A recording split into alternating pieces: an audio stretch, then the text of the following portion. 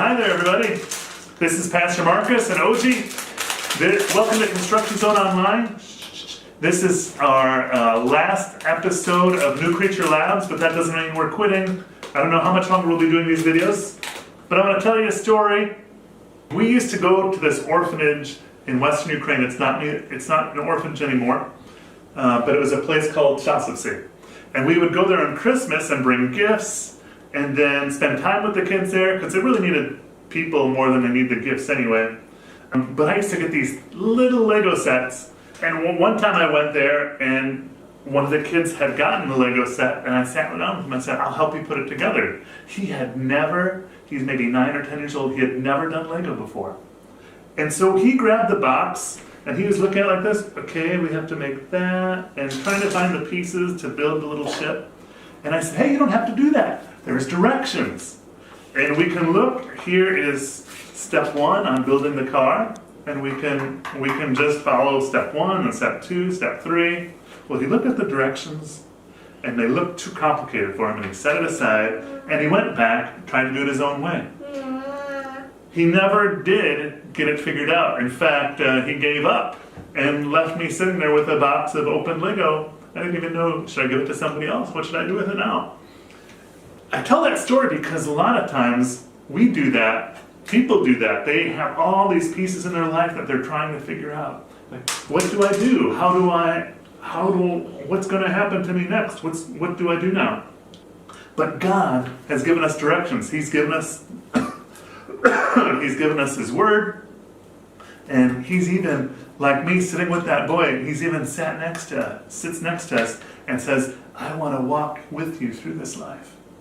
And so we're going to talk today about giving up our own way and following God's way right after this.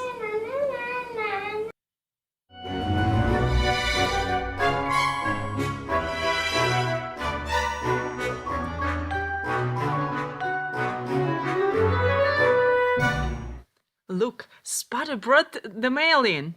Wow, she's such a good robot. Thank you, Sputter. She's learned a lot, isn't she?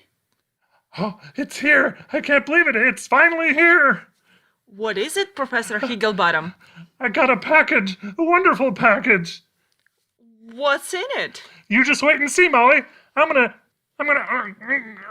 can't get my way in. Here. Charge up my subatomic laser. Here, just give it to me. I'll take it out. Carefully. This is it? What do they need that big package for? It's a seed. Isn't it beautiful? You're excited about a seed? It's a big one, I guess, but I just don't get it. This is a seed of an amazing plant called the Nordic jackalfoot. I never heard of it. It's an extremely rare plant that's big and bright and purple, and its flower smells like toasted marshmallow. With all your machines and robots and things, I'm surprised that you are interested in flowers. Well, I'm interested in life, Molly. That's what this is all about. I'm filled with wonder when I look at all the forms of life in the world. This Nordic jackalfoot is just one example. Wow, you should make some sort of glass case for this seed and hang it up on the wall. You don't want to lose it. I'm not going to put it in a case. I'm going to grow it. But you'll ruin the seed. You said it was beautiful. Of course, you have to bury the seed if you want the flower. The flower will break out of the shell and grow into a lovely blossom. And after the flower will come many more seeds, Molly. You know, Professor, that's what Jesus said about His own life. He chose to die for us, like a seed, because God's beautiful kingdom would grow from that sacrifice. The whole plan was inside the seed. And for us too. If we hold on to this old life, no matter how great we think it is, we will lose eternal life. Serving Jesus means laying down our own lives for the sake of something much better. That makes a lot of sense, Molly. You know, I've listened to you a lot, and I'm interested in hearing more about this Jesus you enjoy talking about. Then, let's plant the seed, and I will tell you about eternal life.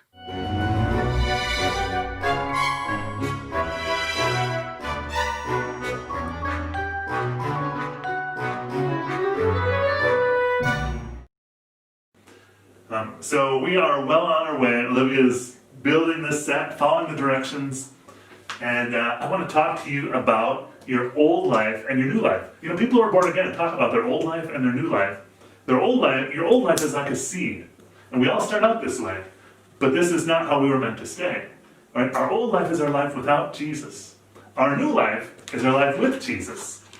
And so, but like the seed, for our new life to begin, our old life has to die.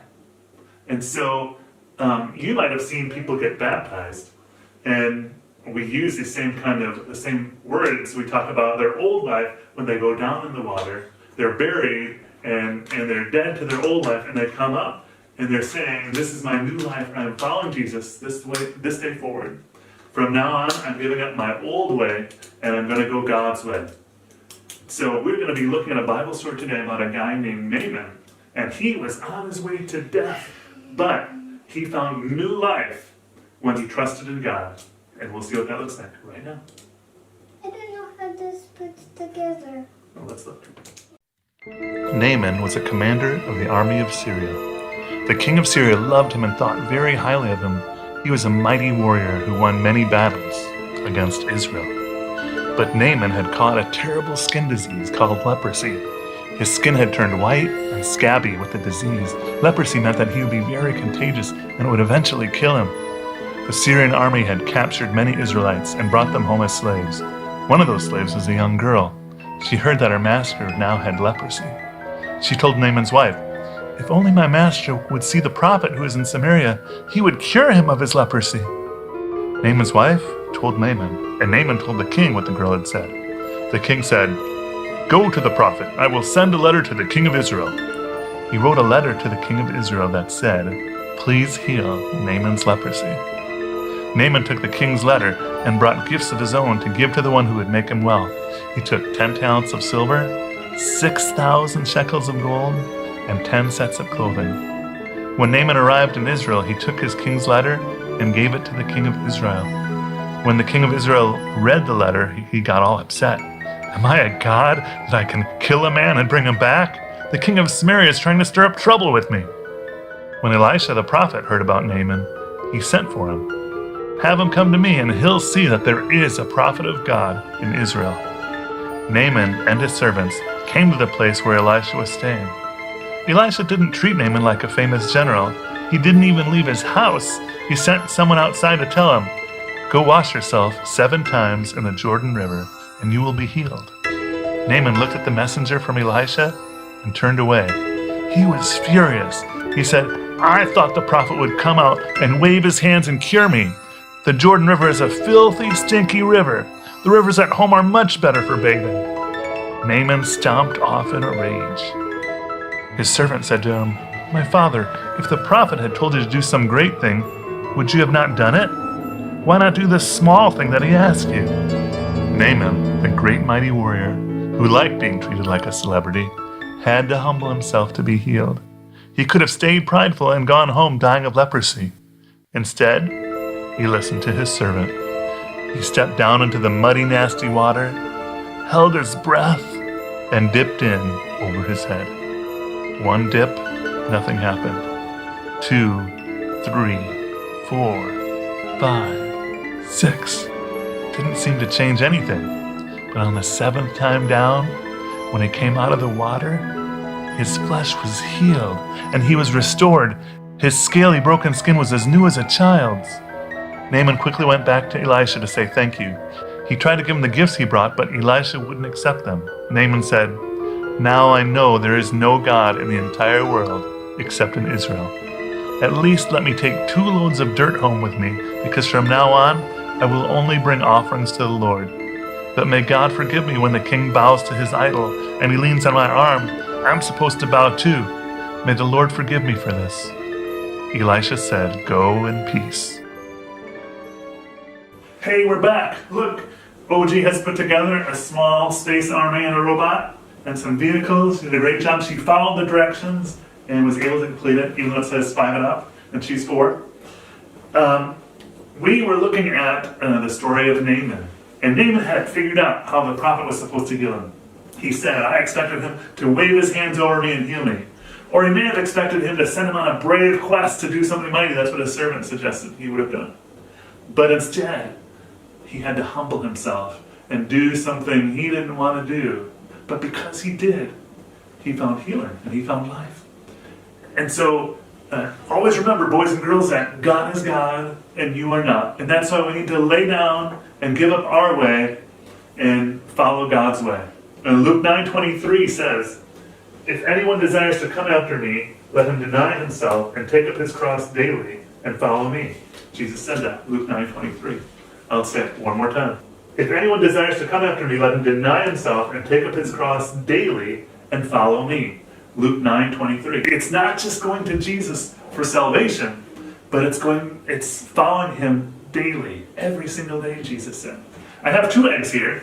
You know, when I was a kid, my dad, somewhere around Easter, he set 2 eggs in front of me. And one was an Easter egg and one was a normal egg. Actually, I'm not sure which one is which now. He said, how can you tell which one is hard-boiled and which one is raw? How can you tell which an egg is without breaking it open? And I said, well, Dad, the Easter egg, the one that's colored, we boiled it before we painted it. So that's the one that's hard-boiled. No, he said, if it's just 2 normal eggs, he said, here's how you find out. Try to spin it. So I'm going to try and spin this one. Wow! Whoa! Look at that. All right. That one spun really well, didn't it? Oh, Papa has to do the same one. Let's do it the same way. I'll let you do it too, though. Here, just wait, okay? Look how well that one spins. Not really well at all, does it? I'm using the same amount of force. Olivia, do it. Go ahead. Spin it. All right. Now try the hard-boiled one. I don't want to, I'm scared. It's not going to bite you, I promise. It's gonna fall on it. Okay. It's All gonna right. bite So, you. 2 eggs look exactly the same, but they're different on the inside, right? This one is solid because it's hard-boiled. This one is liquid because it hasn't been boiled. And so, because of inertia, which your science teacher will explain to you later, this one will spin much easier. This one, the liquid sloshes around, and so it stops it from spinning.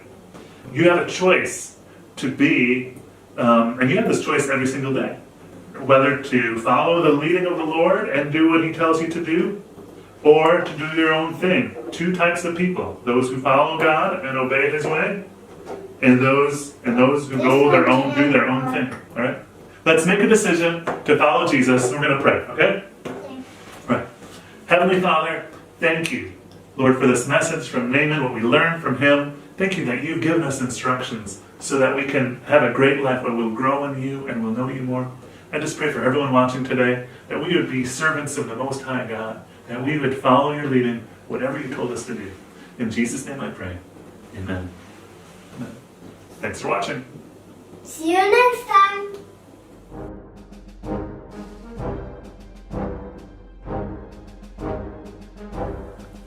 Hi kids! Today we're going to make dogs.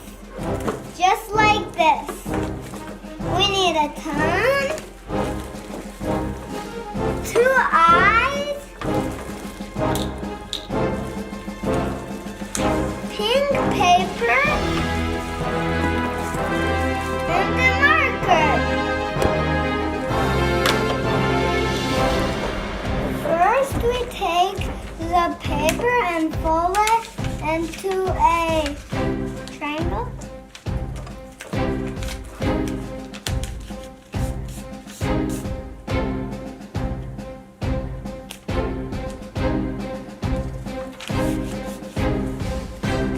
Now we're doing 2 ears.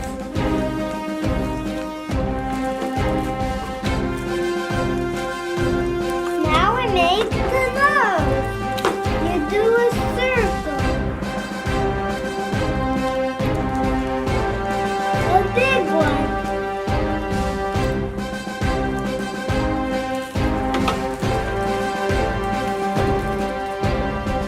Now you're doing eyes.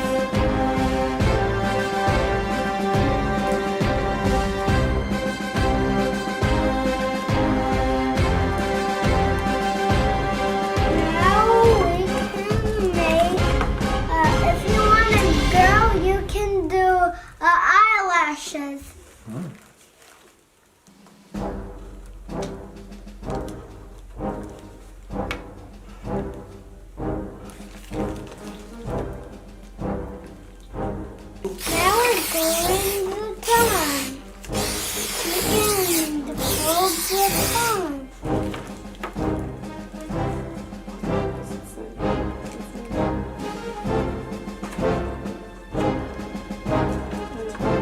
hold it for a bit. Now do the tongue. Now do the freckles.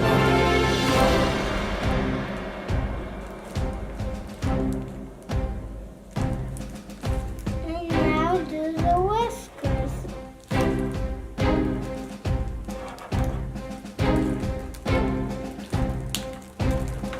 That's good, kids. See you next time. Ruff, ruff, ruff. Hey, this is the last part of our video now, and I hope that you had a good time today and learned a lot. And so today we had this week we had a challenge about making frogs or things with tongues. Everyone thinks frogs pretty much. And so we're gonna take a look at all of your artwork. I love this stuff. This is so cool, you guys. So here is Anson's frog. There on his head. There's Caleb's frog, which is like a mosaic or something. Yeah. Here's Declan's frog. And here's Erica's frog, my haircut. And here's Joyce's frog. And now we have Lydia's very Star Wars-y kind of frog. And finally, there's OG's frog. And so, there we go, that's all today. And so let's see who's the featured artist of today.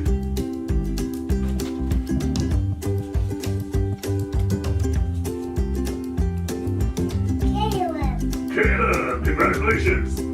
All right, so you're the featured artist of today. Thank you for entering, everybody. Hey, keep putting your name in. Your chances are very good of winning at some point. All right, and so we're gonna talk about next challenge, yeah? Yeah. So this week we made a dog in the craft section with Splitter the Robot. And so what we're gonna do today is have you make or take or sculpt or build a dog and send a picture to clubcrouton@gmail.com, and then we will put it on the video next week as well. What? I should tell a joke, yeah? Yeah. All right. Since it's a dog, we're making dogs this week. What, Olivia? What do you call a dog that's very cold? A popsicle. Ah, popsicle. There you go. She's a nice one to tell jokes to. She always laughs. All right. So, hope you all get a chance to make a dog this week, and I hope that you get to spend more time outside and things are getting better and better, I think. So, we'll talk to you next time. Bye-bye. Say bye. Bye.